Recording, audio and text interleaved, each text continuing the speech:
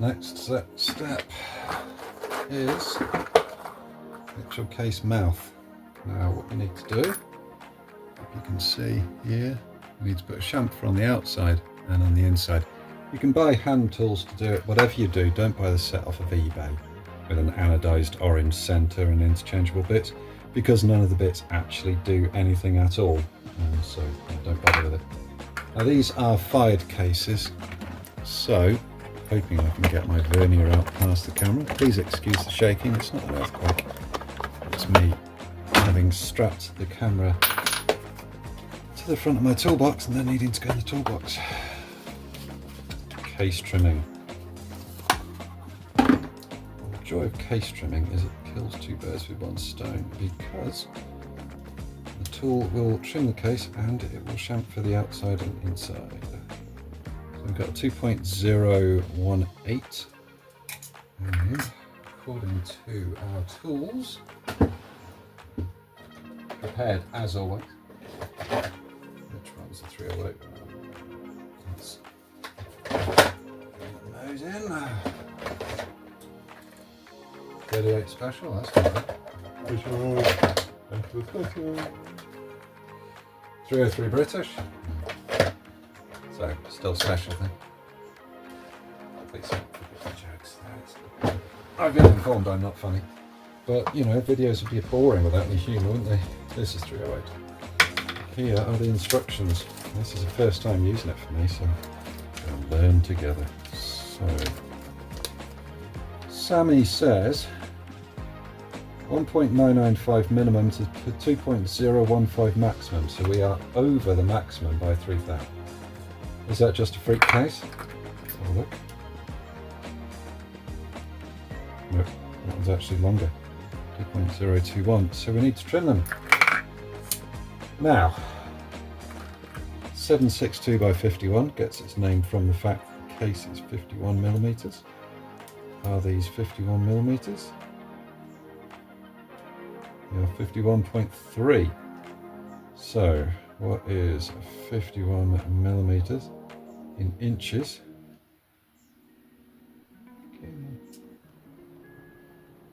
2.000, no, 2.008, which is less than that. So let's set it to 2.008 if we can, just purely for the sake of it, you know. So we have this guide, which I'm going to pop into the press. I'm going to need an insert. Can I borrow yours?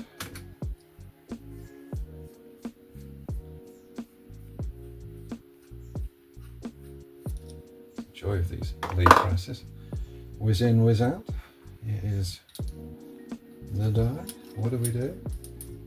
Spin lock ring to end thread, screw die completely into press, and finger tighten lock spring.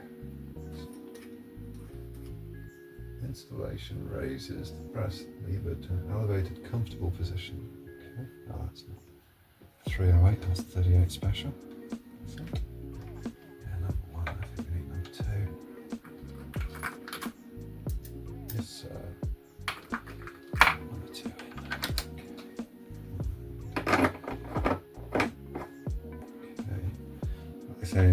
Right, okay, well we bottom out.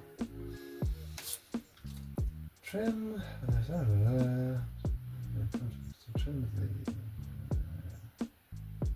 slight downward pressure on the lever of the press while trimming. So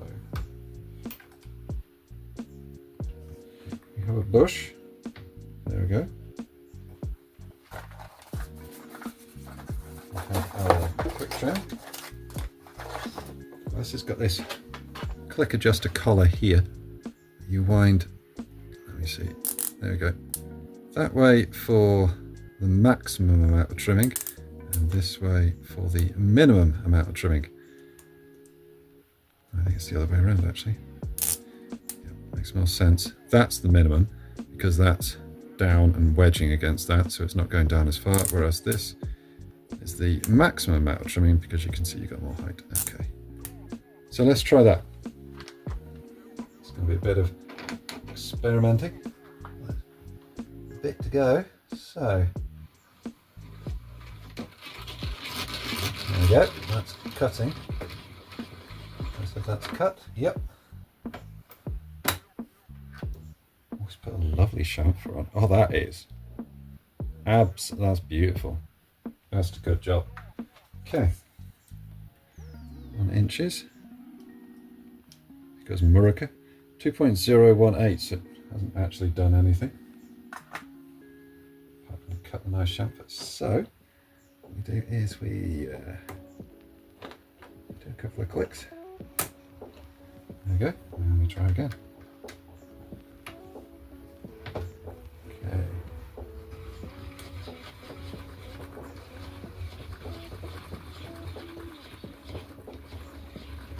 Okay.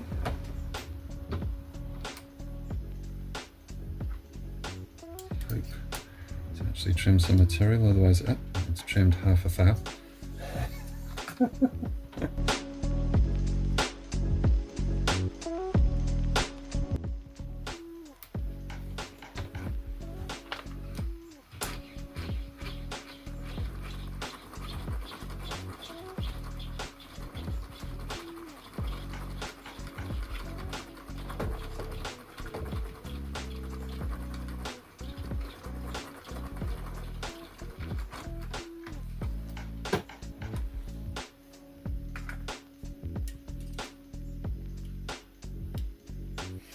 2.009.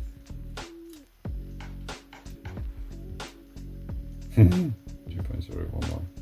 There we go, 2.009. So what's that in metric? 51.04. Should we call it quits at that? Yeah, let's call it quits at that. Alright. I've just got to go through all the rest of these. As you can see though, trimmed and put a nice chamfer on it. If you're working with brand new brass, you probably don't need to do this, to be honest. It might be worth checking the length of them just in case. Some people say brand new brass actually full length size it, and to be honest with you, I've been trying some Winchester brass and some of the cases are in a hell of a state, I tell you.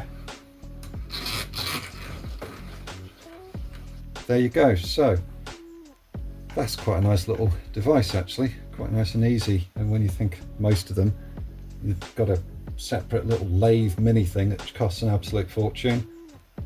That cuts it, and these specific caliber specific guides, they're not expensive at all. So I'm impressed. I'm impressed. I don't know how long they're going to last, but yeah. Right, well, I'm a bit out of breath. I'm going through all these cases, trimming them, and it's getting tiring now. And this thing does not seem to be cutting as well as it was.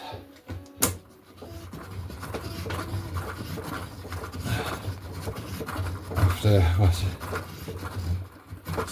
41 cases, it's gone from being effortless to, Jesus. It's now no longer putting a chamfer on the outside of the case. There's me saying, why bother? Arms are in the way, I do apologise. Why bother buying the lathe type?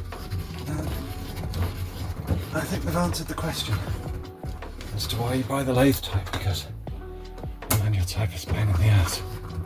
I believe there's an adapter to make it power driven, say by a drill, something like that. I think that would be a worthwhile investment. A smidge of oil had it spinning nicely again, but yeah, it's still, I don't know, still not doing that outside chamfer. Disappointing. The inside chamfer's good that it does, but you need the outside chamfer as well because it eases the passage into the bore. Hasn't really done. Oh, wait a minute. Kind of doing it now. Kind of. Very, very light. You can see a reflection, but it's difficult to tell whether it's the inside chamfer or if there is a slight outside now. Maybe that's what it was. Maybe it just needed a smidge of oil. Who knows? Let's have a look.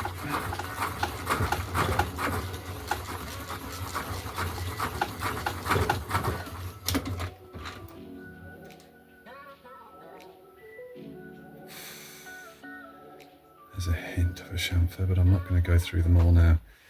It's currently 20 past 11 on a very hot and humid September night. Thunderstorms forecast, we're probably not going to turn up, so we'll have this humidity all night. I'm knackered. Just want to show you my top quality camera rig. Yes, the tripod is gaffer taped to my toolbox. It's too low to film what I was doing, so gaffer tape to the rescue. See, gaffer tape, WD-40. What else do you need in your garage? If it moves and shouldn't, gaffer tape. If it doesn't move but should, WD-40.